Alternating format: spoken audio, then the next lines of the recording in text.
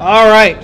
So, welcome everyone to the next workshop, General Game Planning. This is just going to be some techniques, some basic. Feel free. There's still more food. There's still more drinks. Please, we don't want any extras. And let's just get right into it then. All right. Don't worry about that. So, first step is the concept. We all know this spot. You've had the idea, the $1 million idea. It's going to create the game of your dreams. But now what? You know, sorry to say, anything you've thought of, if you Google it, you're probably going to find a tutorial of someone trying to do the same exact thing, or some kind of Reddit or Stack Overflow post. So, do not be discouraged when you see that. That is something that someone's done this before.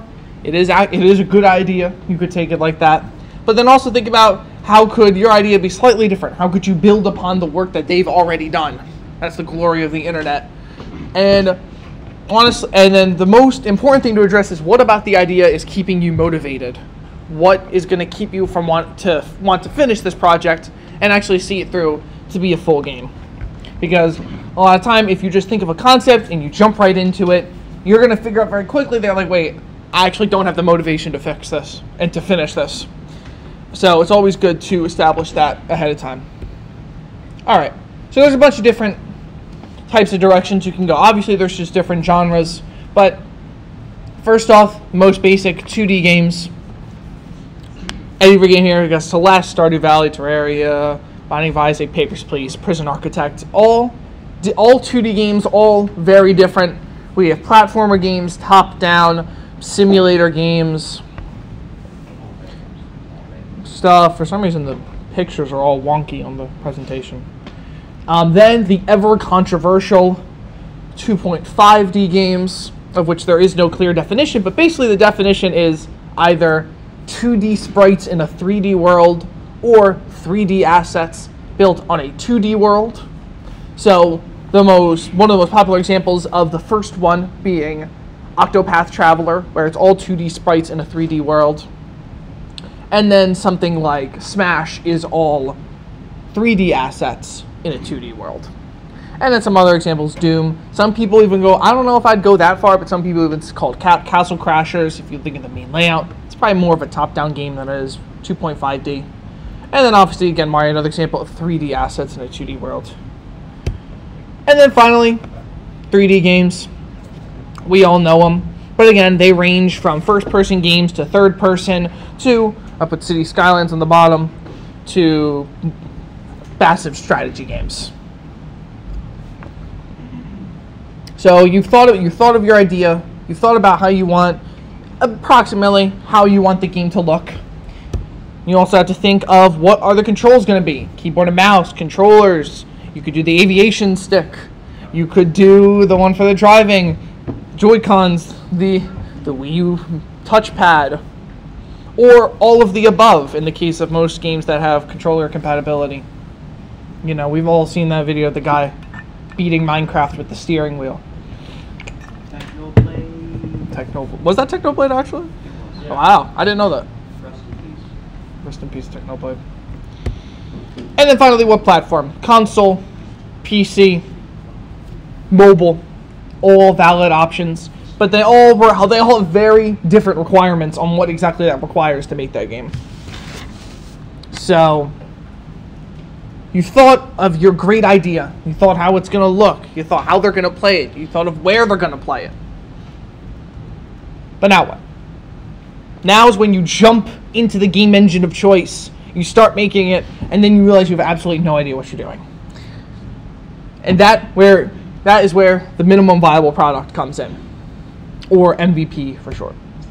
So, what is the minimum viable product? Well, basically, it's the essentials of your game, the bare minimum functionality that is required to make your game function.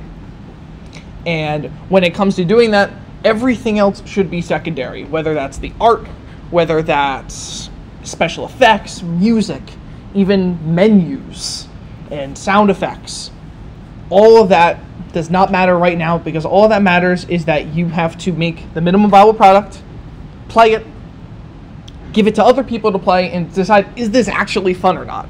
Because if it's not fun, then no matter how many bells and whistles you add, the core of the game is not going to keep, one, people that want to play the game, not going to keep them entertained, and two, you as the developer, it's not going to keep you motivated if the core game, you're going to have to play your game a million times.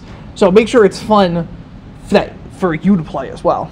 And then obviously in all caps at the bottom, please keep this as small as possible. You don't want to make your minimum viable product a million things long, because just like with the full project, you're never going to finish it, and you're never going to see that if your idea had any potential or not. So I think next is a quick example. Celeste is perfect because, just I was just talking about earlier, that's where the research came from. Celeste started out as a Pico 8 game. So if you want to look at what the core functionality of a Celeste is, look no further than what was the original version of the game. So what is the minimum viable product of Celeste? Well, mostly, obviously, movement, jumping and wall jumping, the ability to dash, and then spikes, just basically the ability for a player to die and have to restart back at the beginning of the level. And that's really it. That's all you're going to find at the first level of the Pico 8 version, and even the first level of the official game as well. But you can just see in, in the quality of the art, for instance. Not as important. That's also just the limitations of Pico 8. But just once you've played the minimum viable product of Celeste, you've done the dashing, you've done the movement, you've done the wall jumps, you're like, hey, that was actually pretty fun. Now you can add the other stuff. You can add power-ups. You can add extra dashes, disappearing blocks, springs, and everything else. I know the final game has wind. It has all the fancy sprites. It has an amazing soundtrack made by Lena Raine. But once you have this minimum viable product, then you can go into all the extra things without worry that the core functionality of the game doesn't actually work. All right.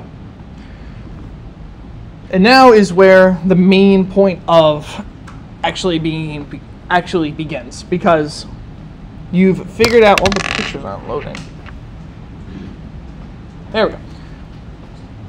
You've thought of the minimum viable product. It's cool.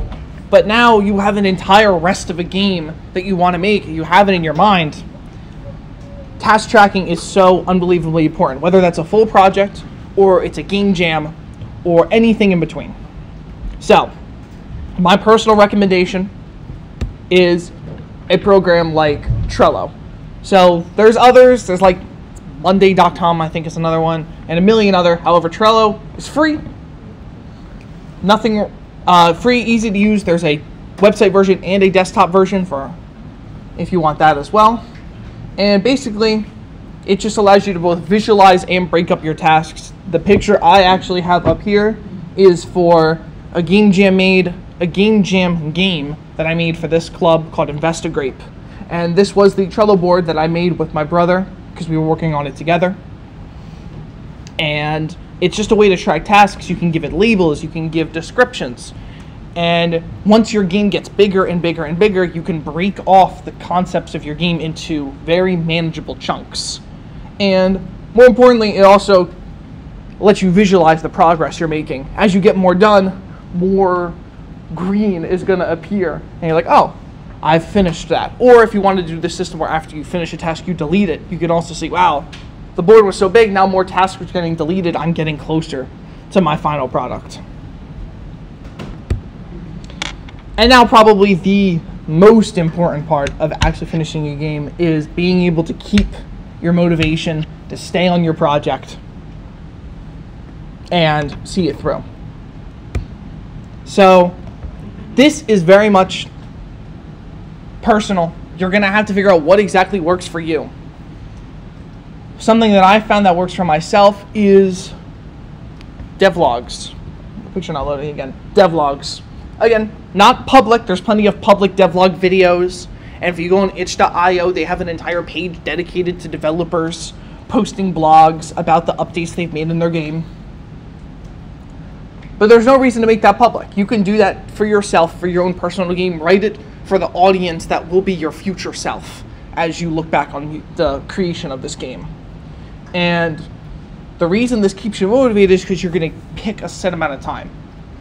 I personally do 2 weeks.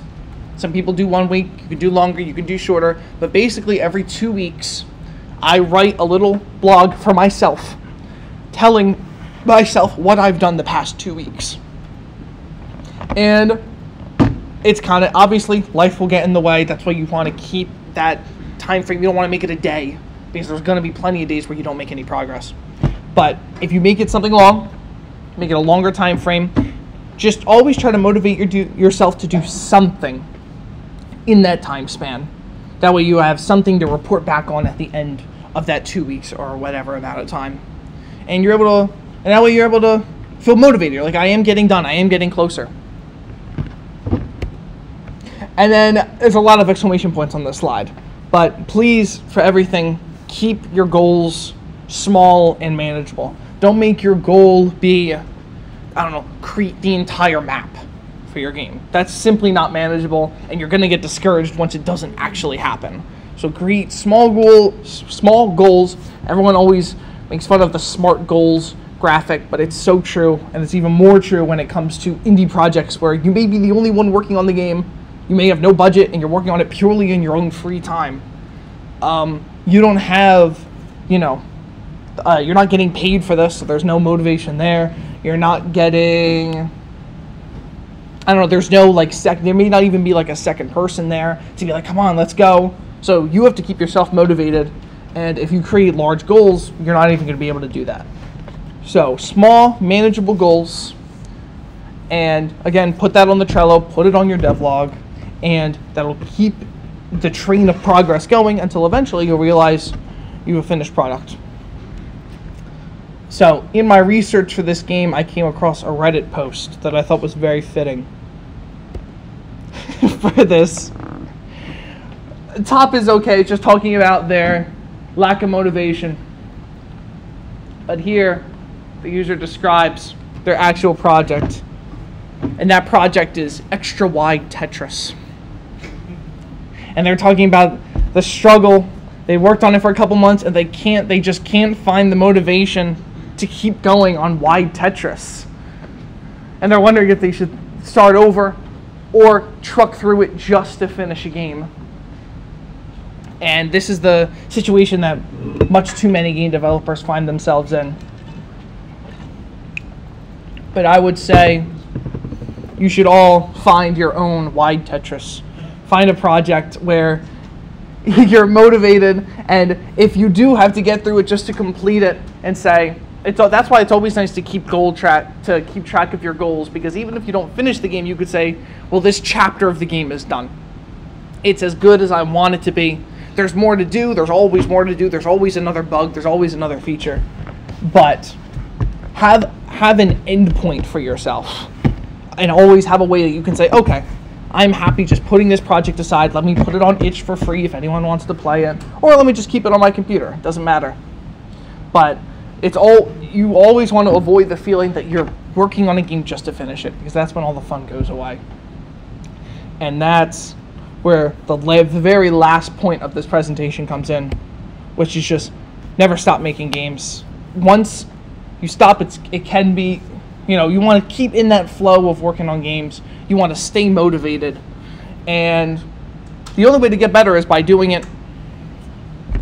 And that's really my presentation on game planning. I went through that a little faster than I wanted to. But does anyone have any questions? Again, this could totally be not true for you. This entire presentation was based off of my own personal experiences in making games for however long I've been doing that. And it's what worked for me. It's what's kept me motivated. Yeah. What do you reckon why Tetris is like Tetris? What is wide? I don't know. I spent a long time pondering what exactly is wide Tetris. Well, listen. Forever, this person they say it right here. They want a smaller scale. So they're gonna make So Tetris now? they're I think skinny Tetris is on is on tap. I don't know if like wide because we have two different definitions. We have wide Tetris and then extra wide Tetris. I don't know if there's a difference between the two. I don't know if we're adding like one extra row or if we're doing one. So then That CD too. Tetris is just like, you have like, before what, it's just 3. Yeah. That's what we just said. It's the illusion of it being larger.